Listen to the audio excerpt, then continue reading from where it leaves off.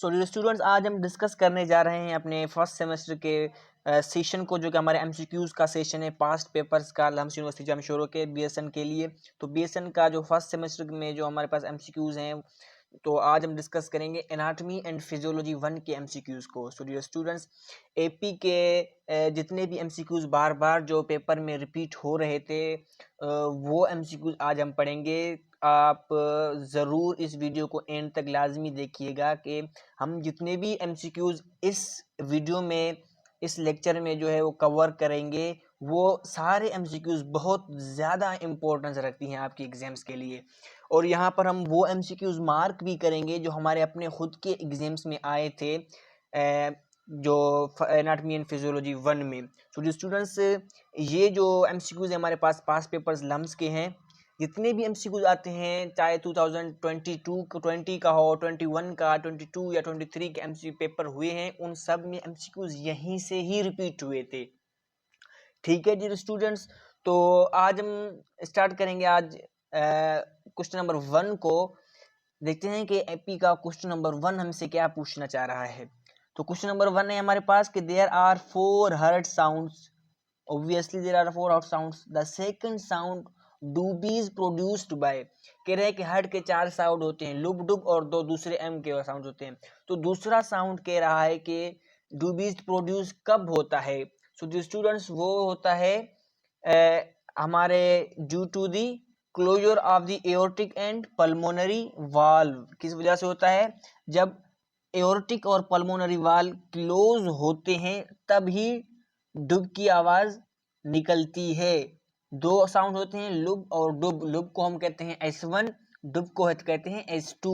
तो ये पूछ रहा है कि भाई S2 जो डुबीज प्रोड्यूस्ड होता है वो कब प्रोड्यूस होता है? जैसे ही पल्मोनरी और एओर्टिक वाल्व बंद हो जाते हैं, क्लोज होते हैं, उसके बाद डुब की आवाज आती है। तो इसलिए हमारे पास राइट ऑप्शन क्या है इसका? 1। Have you got it respected students? उसके बाद हम जाएंगे अपने दूसरे क्वेश्चन एमसीक्यूज के ऊपर। देखते हैं दूसरा एमसीक्यूज हमारा क्या है। सो जो स्टूडेंट, दूसरा एमसीक्यूज है हमारा ड्यूरिंग कंप्लीट कार्डियक डायस्टोल। क्या होता है? ड्यूरिंग जो कंप्लीट जो कार्डियक का जो डायस्टोल होता है, उसमें होता क्या है कि जो स्टूडेंट्स, उसमें हमारा जो एवी जो होता है वो क्या होता है? क्लोज्ड होता है। क्या होता है? एवी जो स्टूडेंट्स क्लोज होता है। इसका राइट आंसर क्या है हमारे पास? AV is closed. Have you got it respected students? तो क्वेश्चन नंबर 1 जो है हमारे पास, there are 4 heart sound dub is produced by, ये एमसीक्यूज जो है वो हमारे पेपर में आया था, रिपीट हुआ था, इसको आप मार्क कर लें। उसके बाद हमारे पास थर्ड एमसीक्यूज है कि what type of movement will occur at elbow joint. हमारा जो जॉइंट्स होते हैं हमारे साइनोवियल जॉइंट्स, ठीक है, हिंज जॉइंट्स, तो एल्बो वाला जॉइंट जो है हमारे पास, वहां पर कौन सा जो है मूवमेंट होता है? आपको मूवमेंट्स पता होनी चाहिए, ठीक है। फ्लेक्सेशन, एक्सटेंशन, एबडक्शन, एडक्शन, ठीक है। और उसके अलावा जो है हमारे पास दूसरे हैं प्रोनेशन एंड ससिनेशन। तो यहाँ पर एल्बो जो जॉइंट होता है, वहां पर क्या होता है हमारे पास? कौन सा मूवमेंट होता है एल्बो में डियर स्टूडेंट्स? एल्बो में कौन सा होता है? 5 वाला राइट आंसर है flexion. Have you got it respected students? क्या होता है? फ्लेक्सेशन, ठीक है। सुपिनेशन, प्रोनेशन दोनों नहीं होता, ठीक है। एबडक्शन भी नहीं होता, एडक्शन भी नहीं होता। तो राइट आंसर हमारे पास क्या है? फ्लेक्सेशन। एबडक्शन तब होगा जब हम हाथ को क्या करेंगे? टुवर्ड्स द मिड लाइन से हम अवे लेके जाएंगे, यानी away from the mid line. और एडक्शन तब होगा जब टुवर्ड्स द मिड लाइन होगा, या अपना हाथ या अपना पैर जो है टुवर्ड्स द मिड लाइन अंदर की तरफ करेंगे हम, तब एडक्शन होगा, ठीक है। और सुपिनेशन और प्रोनेशन ये जो है हमारे 4 आर्म, जो हथेली जो होती है हमारी, उसमें होती है। जब हम उसको ऊपर नीचे करते हैं तो हमारे पास सुपिनेशन और प्रोनेशन का अमल होता है। तो इन ये एमसीक्यू भी हमारे पास रिपीट हुआ था, ठीक है। जिस स्टूडेंट के एल्बो के ऊपर जो ज्वाइंट होता है वो कौन सा होता है? तो वो होता है हमारे पास एल्बो ज्वाइंट। इस एमसीक्यूज को मार्क करें, ये भी बहुत इंपॉर्टेंट है। उसके बाद हम चलते हैं दूसरे एमसीक्यूज के ऊपर। दूसरा एमसीक्यूज क्या है? विच of the following arteries supply the heart. ये पूछ रहा है कि भाई कौन से आर्टरीज हार्ट को सप्लाई होते हैं। सो इसका राइट आंसर हमारे पास कौन सा है डियर स्टूडेंट्स? 5 है हमारे पास, कोरोनरी आर्टरीज। ठीक है डियर स्टूडेंट्स, क्या है? Coronary arteries. उसके बाद एमसीक्यूज है डियर स्टूडेंट्स हमारे पास, which of the following chamber of the heart contain the sinoarterial node? ऐसे नोड कह रहा है हार्ट के कौन से चेंबर में होते हैं। हमने हार्ट का जो कंडक्शन पढ़ा होगा उसमें हमारे पास 5 टाइप्स के थे, SA node, AV node, bundle of His, bundle branches and Purkinje fibres. तो ये पूछ रहे हैं कि भाई साइनो आर्ट्रियल जो नोड होता है, ऐसे नोड हार्ट के कौन से चेंबर में मौजूद होता है। सो डियर स्टूडेंट्स, ऐसे नोड होता है हमारे राइट साइड के ऊपर, टॉप में होता है, तो इसलिए ये क्या होगा? राइट आर्ट्रियम में होगा। किस में होगा डियर स्टूडेंट्स? राइट आर्ट्रियम में। तो राइट आंसर इसका क्या है हमारे पास? राइट आर्ट्रियम में होगा साइनो आर्ट्रियल नोड। उसके बाद दूसरा एमसीक्यूज है हमारे पास dear students, a student was standing in. इससे पहले आपको ये बताता चलूं कि ये ऊपर जो एमसीक्यूज था डियर स्टूडेंट्स वो रिपीट हुआ है, ये वाला एमसीक्यूज। ठीक है, इसको मैं मार्क कर रहा हूं, ये इंपॉर्टेंट एमसीक्यूज है, ये हमारे पेपर में भी रिपीट हुआ था। बाय द वे दूसरा एमसीक्यूज हमारे पास क्या है? अ student was standing in class with folding both arms which one of the following movement he did perform. कह रहा है कि एक स्टूडेंट आया सामने सबके क्लास में, ठीक है, फिर उसको स्टूडेंट ने क्या किया? अपने हाथ जो है दोनों फोल्ड किए। क्या किए? दोनों हाथ रोटेट किए, फोल्ड किए, यानी एक हाथ को दूसरे के ऊपर से घुमा करके खड़ा हो गया सीधा। तो उसने कौन सा अमल किया? सो डियर स्टूडेंट्स, उसने एक तो रोटेशन किया, ठीक है, तो दूसरा उसने क्या किया? हाथ को आगे किया, यानी दोनों हाथों को मिलाने की कोशिश की। तो दोनों हाथों को उसने क्या किया? मिडल जो पॉइंट है, मीडियन, उसकी तरफ लेकर गया। तो इसका मतलब साफ साफ क्या होगा कि भाई medial rotation eight shoulder point. इसका राइट आंसर क्या होगा?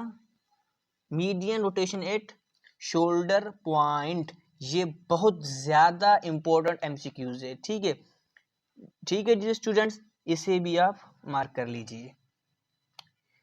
उसके बाद हमारे पास एमसीक्यूज है guys, during a practical a group of student discussing a histological section under microscope the tissue was multi layered, the upper most layer is cuboidal in shape, what type of epithelium it is.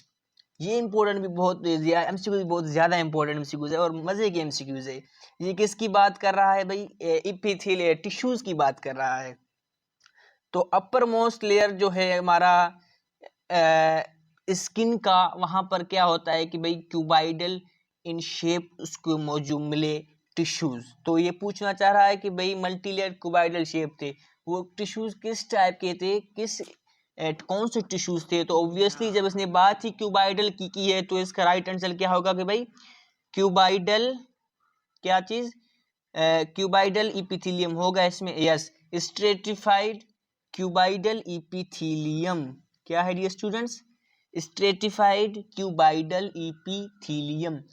Multilayered means stratified, और जब cuboidal की बात इसने खुद ही कर दी तो इसलिए cuboidal epithelium. ये एमसीक्यू हमारे पेपर में भी आया था, लेकिन स्टूडेंट ने इसको गलत किया था, वो उनको समझ में क्वेश्चन दरअसल सही तरीके से नहीं आया था कुछ स्टूडेंट्स ने।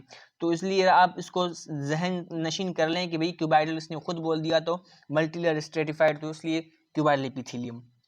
बाय द वे उसके बाद एमसीक्यू स्टूडेंट्स हमारे पास, which cell organelle is rich of enzymes for intracellular digestion. ये भी बहुत ज्यादा इंपॉर्टेंट एमसीक्यूज है कि भाई नीचे दिए गए में से कौन सा एंजाइम जो है इंट्रासेल्यूलर डाइजेशन कराती है। तो इसका राइट आंसर हमारे पास क्या है? लाइसोसोम्स।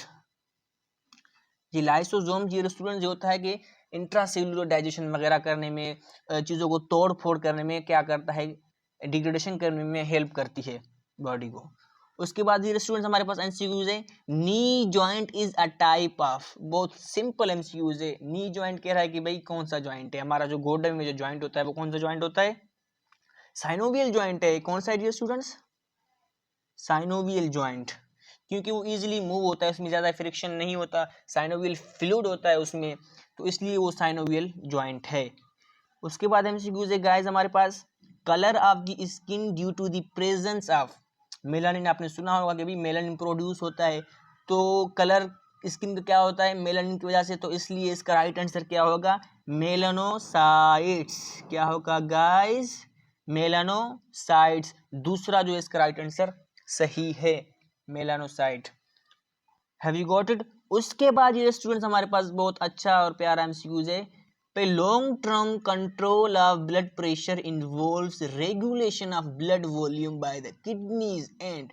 कह रहा है कि भाई लॉन्ग टर्म कंट्रोल जो होता है ब्लड वॉल्यूम का, प्रेशर का वॉल्यूम का, वो रेगुलेशन होता है किडनीज की वजह से। और दूसरा क्या है, किडनीज में ऐसा क्या चीज है जिसकी वजह से ये ब्लड प्रेशर को नॉर्मल करता है, वॉल्यूम को, तो वहां से हमारे पास रेनिन प्रोड्यूस होता है डियर स्टूडेंट्स। किडनी में से क्या रेनिन प्रोड्यूस होता है, जो जाकर के ब्लड में शामिल होता है, वहां पर एंजियोटेंसिनोजिन हार्ट से लिवर से आता है, फिर दोनों मिलकर एंजियोटेंसिन बनाते हैं, फिर ये दोनों जाकर के क्या करते हैं, ब्लड प्रेशर को कम करते हैं। इसको हम कहते हैं रास सिस्टम। ठीक है, तो राइट आंसर इसका क्या होगा dear students, renin angiotensin aldosterone.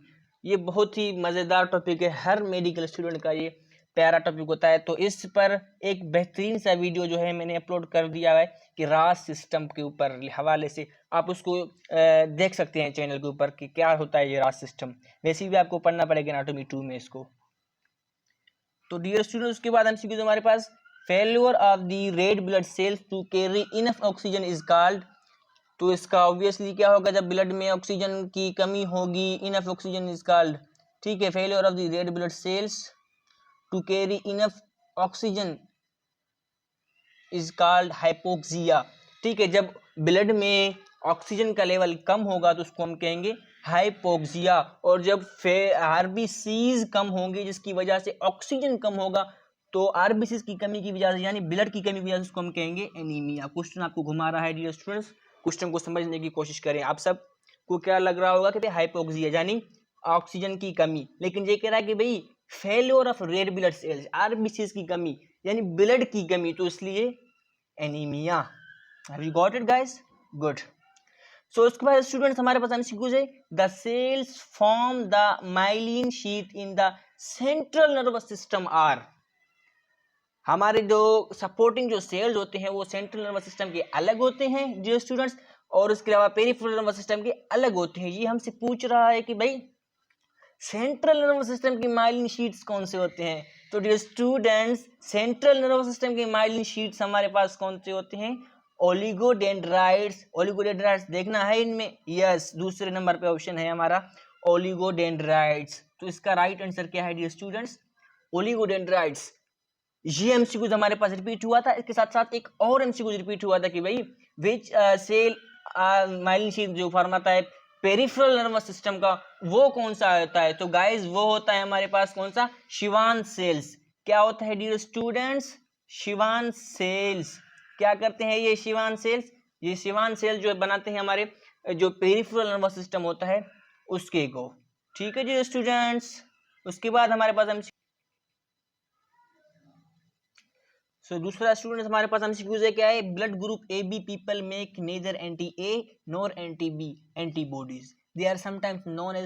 भाई जब एंटीबॉडी ए भी नहीं होगा, ए में एंटीबॉडी बी भी नहीं होगा जो जाके खिलाफ दूसरे नए ब्लड के लड़े, तो इसलिए वो क्या होगा कि भाई वो हर चीज को एक्सेप्ट करेगा, तो उसको क्या कहते हैं, यूनिवर्सल रेसिपिएंट होगा इधर, यस, यूनिवर्सल रेसिपिएंट। ठीक है जी स्टूडेंट्स।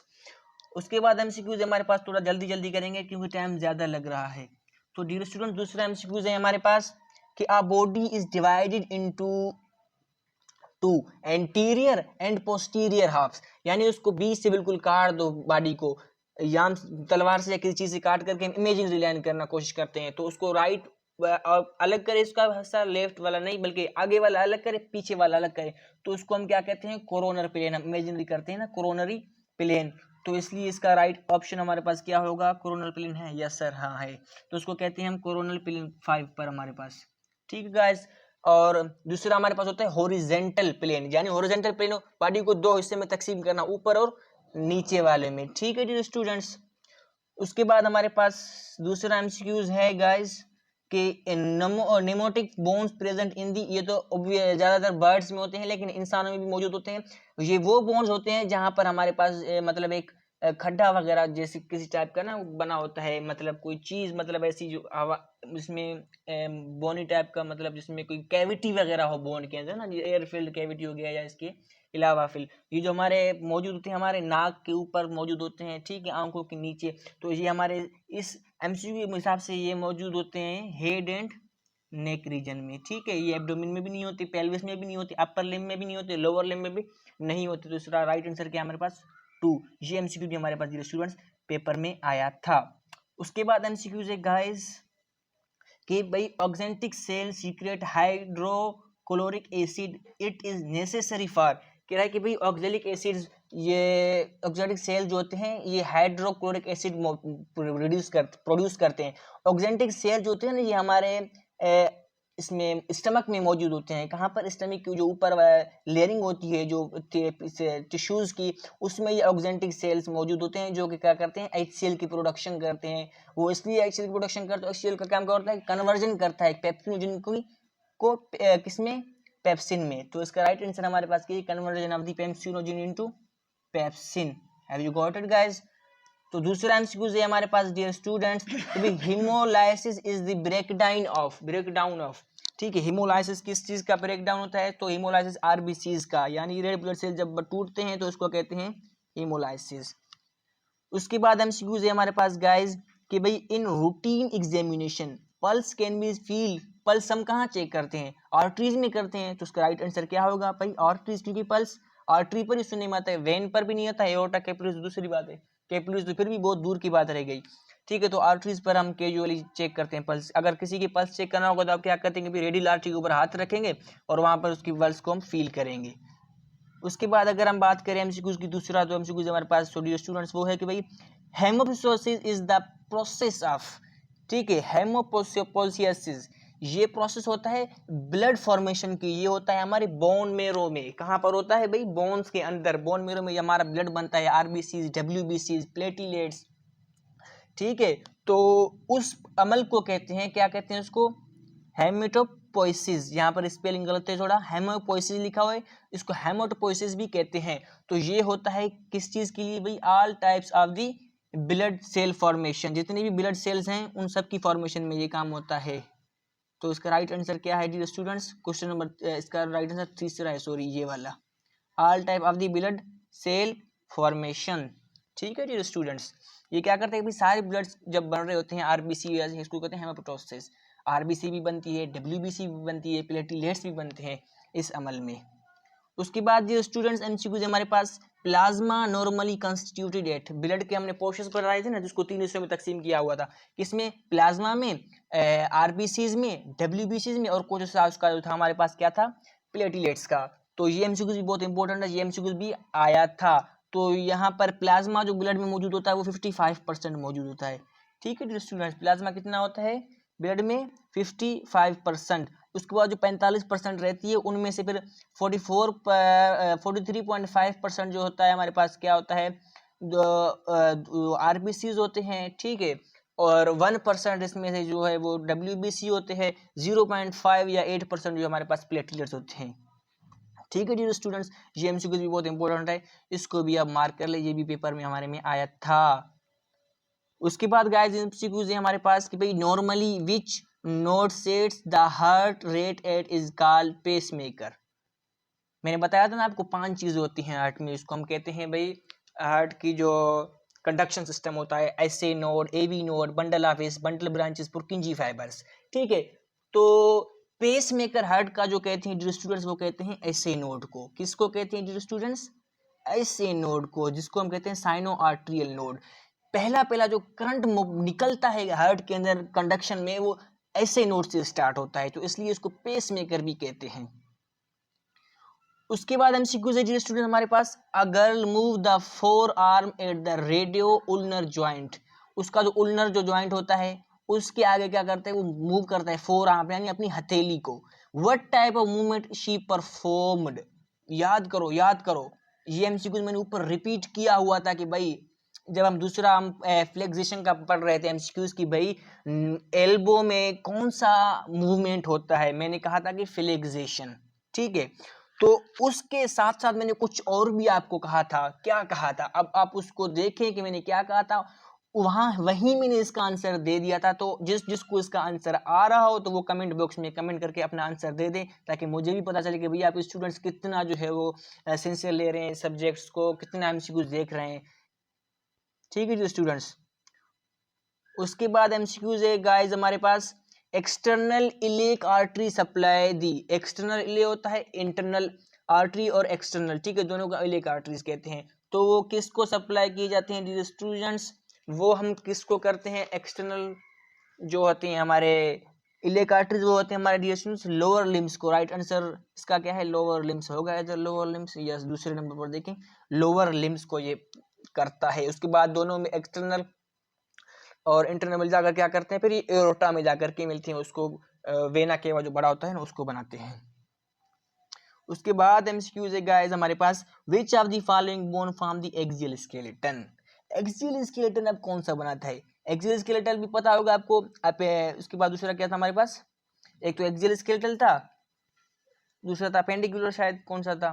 तो एक्सियल स्केलेटल कौन सा बनाते हैं हमारे बोन्स, वो होते हैं हमारे ऊपर वाले, यानी लिम्स को और फोर आर्म्स जो होते हैं, अपर लिम्स और लोअर लिम्स को निकाल करके दूसरा जो जिसमें चेस्ट कैविटी आती है और हमारी बोन मेरो आती है, ठीक है, जो रीढ़ की हड्डी उसको हम कहते हैं, तो वो आते हैं हमारे एक्सियल स्केलेटल में, ठीक है। तो एक्सियल स्केलेटल में कौन से बोन्स आते हैं, उस हिसाब से देखिए, ह्यूमरस तो जो होता है वो फिर अपेंडिकुलर में आ गया, ठीक है। फीमर भी नहीं है क्योंकि वो लोअर लिम में आता है। इस रेडियस, हाँ रेडियस भी नहीं है क्योंकि रेडियस और उल्नर, ठीक है। तो इसका राइट आंसर हमारे पास क्या होगा, स्टर्नम, ठीक है। उसके बाद ये स्टूडेंट्स, हाँ ये एक और बात, ये एमसीक्यू कुछ रिपीट हुआ था हमारे पेपर में आया था, तो इसको मार्क कर लीजिए आप। उसके बाद एमसीक्यूज डियर स्टूडेंट्स हमारे पास है कि भाई inferior vena cava is formed by the union of, inferior vena cava किस चीज की यूनियन से मिलकर के बनाता है, inferior vena cava formally common iliac veins, किससे, कॉमन इलियक जो वेन्स होते हैं दोनों, उनसे मिलकर के ये बनता है। मैंने पहले ही बता दिया आपको कि भाई दोनों जो कॉमन इलियक होते हैं एक्सटर्नल, वो जाकर के मिलकर क्या करते हैं, वेना केवा बनाते हैं, इंफीरियर वेना केवा, ठीक है स्टूडेंट। उसके बाद एमसीक्यूज है हमारे पास कि pharynx continue with oesophagus at the level of, ये एमसीक्यूज हमारे पास रिपीट हुआ था। ये एमसीक्यूज एनाटॉमी 1 में भी रिपीट हुआ था डियर स्टूडेंट्स, ये एमसीक्यूज एनाटॉमी 2 यानी थर्ड सेमेस्टर में भी ये एमसीक्यूज आया था, फोर्थ सेमेस्टर में भी ये एमसीक्यूज आया था। अंदाजा लगा सकते हैं कि ये एमसीक्यूज कितना ज्यादा इंपॉर्टेंस है, ठीक है डियर स्टूडेंट्स। तो ये मिलती है हमारे पास, छठा जो वर्टिब्रा होता है ना, इस पर आकर के फेरेंक्स कंटिन्यू होता है इसोफेगस के साथ, ठीक है डियर स्टूडेंट्स। उसके बाद जो इसके अलावा और एमसीक्यूज भी अगर आए थे ना, जो लास्ट एमसीक्यूज जो होगा मुझे याद है अभी तक वो कौन कौन से एमसीक्यूज हैं, वो सब आपको मैं बता दूंगा।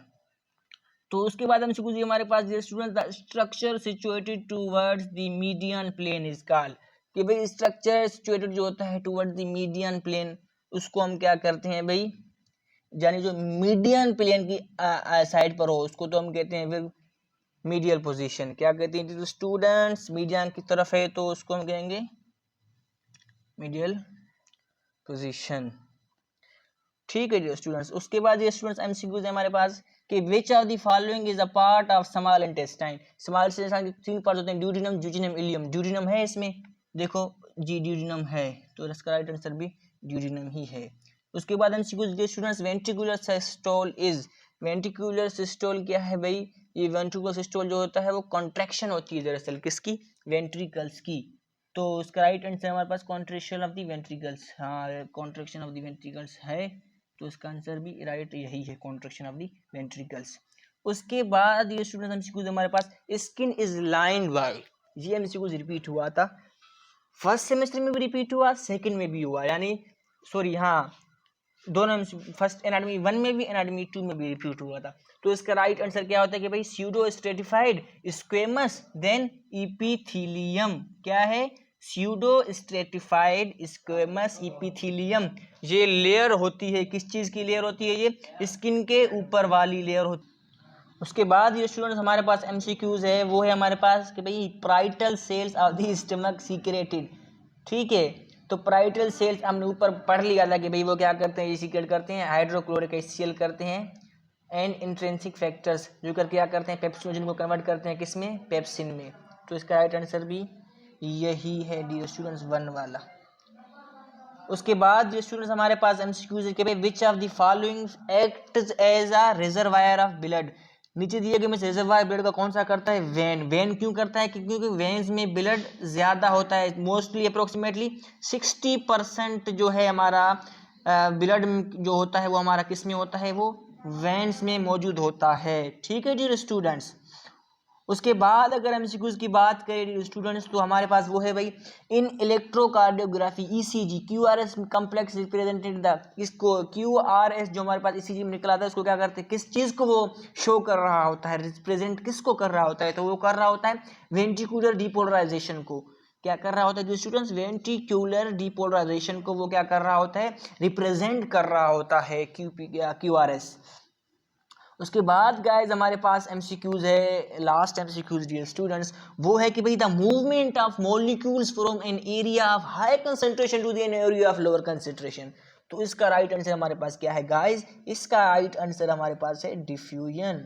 ठीक है डियर स्टूडेंट्स, ये थे आज के हमारे एमसीक्यूज जो मोस्टली बार बार रिपीट होने वाले एमसीक्यूज थे। जो एमसीक्यूज हमारे पेपर में आए थे हमने वो भी मार्क कर लिए। तो इन एमसीक्यूज को हल्का मत लीजिए डियर स्टूडेंट्स। आप लोगों का जो सेक्शन जो है एमसीक्यूज का वो 30 एमसीक्यूज होंगे और 30 जो एमसीक्यूज हैं वो 60 मार्क्स के होंगे, यानी एक एक एमसीक्यूज आपका 2 मार्क्स का होगा। देखिए कितना इंपॉर्टेंस है आप लेके आप खुद अंदाजा लगा सकते हैं। तो इसलिए आप इनको ज़रूर देखें, इस वीडियो को एंड तक ज़रूर देखें और इनकी एक्सप्लेनेशन भी ज़रूर करें। अब आपको अब इनकी एक्सप्लेनेशन हो गई ना, मतलब ये आपके ध्यान में ये क्वेश्चंस बैठ गए, कभी भी ये आपको भूलने वाले एमसीक्यूज नहीं है डियर स्टूडेंट्स। मुझे वो एमसीक्यूज अभी भी याद हैं जो मैं खुद पेपर में गलत करके आ गया था। क्वेश्चन नंबर जो यानी पेपर था हमारा फर्स्ट सेमेस्टर का एनाटॉमी फिजियोलॉजी का, वो आपको मैं बता रहा हूँ। अभी देखो कौन कौन से एमसीक्यूज थे वो डियर स्टूडेंट्स। वहाँ पर एमसीक्यूज आया था हमारे पास कि भाई थोरेसिक जो रीजन होता है, जो बिल्कुल कॉमन एमसीक्यूज थे, हमने वो नहीं पढ़े थे, बहुत डीप में घुस गए थे। तो कॉमन एमसीक्यूज में क्या था हमारे पास भाई, थोरेसिक के हमारे पास जो होता है सर्वाइकल रीजन होता है, फिर थोरेसिक होता है, फिर लंबर रीजन होता है। तो वहाँ पूछा गया था एमसीक्यूज की भाई थोरेसिक रीजन में कितने वर्टिब्रा होते हैं। ठीक है, तो वो होते हैं हमारे पास कितने, 12। ठीक है, उसके बाद हमसे पूछा गया था कि भाई जो सर्वाइकल रीजन होता है उसमें वर्टिब्रा कितने आते हैं रीढ़ के बैकबोन के, तो उसका राइट आंसर था क्या था हमारे पास, 7। तो हमने 7 पढ़ा नहीं था। ठीक है डियर स्टूडेंट्स, तो इसलिए हम वो एमसीक्यूज गलत करके आ गए, मैं तो गलत करके आ गया था। ठीक है, फिर बाद में आके पछतावा बहुत कि भाई ये एमसीक्यूज देखे नहीं थे मैंने, जो अभी जो कि बाकी स्टूडेंट्स ये देख लिए थे मैंने नहीं देखे थे, लेकिन फिर भी मेरे एमसीक्यूज अच्छे हो गए, नंबर भी मार्क्स भी सबसे ज़्यादा आ गए थे। पर कहने का मकसद ये है कि भाई जो कॉमन एमसीक्यू होती है वो हम उनको देखते नहीं है, उनको नज़रअंदाज कर देते हैं, बाद में उन्हीं के ऊपर हम पछताते हैं, उन्हीं के ऊपर होते हैं। ठीक है, इसके अलावा एक और था एमसीक्यूज की भाई रीढ़ की हड्डी के अंदर जो हमारा स्पाइनल कॉर्ड होता है, कि भाई स्पाइनल कॉर्ड जब स्टार्ट होती है वहाँ से ब्रेन स्टीम से, वो आकर के नीचे लंबर रीजन में एंड होता है। तो वो लंबर जो वर्टिब्राज होते हैं वो स्टूडेंट हमारे पास होते हैं 5। ठीक है, ये पूछ रहा था कि भाई लंबर रीजन में कौन सी वर्टिब्रा के ऊपर आकर के वो जो है वो बंद होता है, खत्म होता है।